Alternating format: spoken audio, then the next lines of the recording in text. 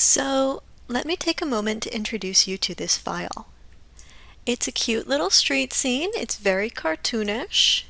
I've got all of these street lights, and over here I've got these two birds and a fire hydrant. They can be the stars of your scene, or you can set up a camera shot that completely avoids them. This wall here is missing, so your camera pretty much has to angle in here somewhere. And you probably don't want to angle too far over here or you'll see this rough edge, which is kinda nasty. There is also nothing inside of these window boxes. There are, however, rather a lot of textures in this scene. If I go to Arnold and run a render, you'll see that this initial render will take just a little bit of time. Assuming that my render view opens, there it goes. It is going to show me some stuff because I've got this AI Skydome light that I put in the scene for you just so you could get used to things. And you'll see that this render is going to take a while.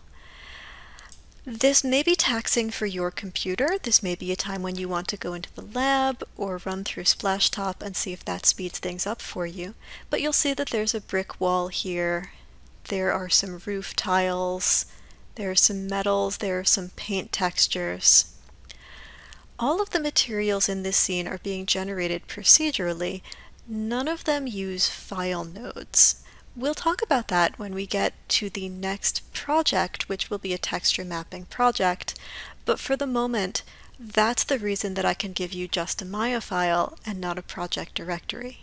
You will want to make a project directory for yourself when you start this out, because of course you will be rendering, and some of you may choose to use things like an HDRI.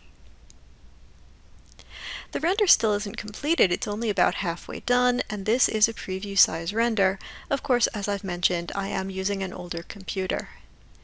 This is probably enough that I can at least check my lights, so this is a fine time for me to pause this, and in fact I will even close the render view. The box that I've got here around the image is a thing called a gate. The white part is a gate mask, the inner part is the gated area. The area inside the gate is going to show me what will render, and if you find the gate getting in your way, you don't like it, you can go to View, Camera Settings, and you can either turn off the gate mask or you can tell it no gate. This scene is set up similarly to the last one, so if I go into this scene folder in the outliner, again, this is a larger scene and everything's going to take a little extra time for my computer to process. Once this opens, you'll see that I've got an Objects folder, I've got a Cameras folder for you as well. Inside of Objects, there's the ground, there's a folder for the street lights, there are all of the street lights, and inside them you'll find the post. The lantern is the part that contains the light bulb. So if you want to turn the light bulbs on or off, you can do that. All of the other objects must stay in place. The bulbs are the only things that you can mess with. However, if you do need to select any objects, you can do that through here and you'll find that they are all pretty well labeled. They are also on layers and the layers are locked to make it so that you can't accidentally select anything. That's your introduction to the scene.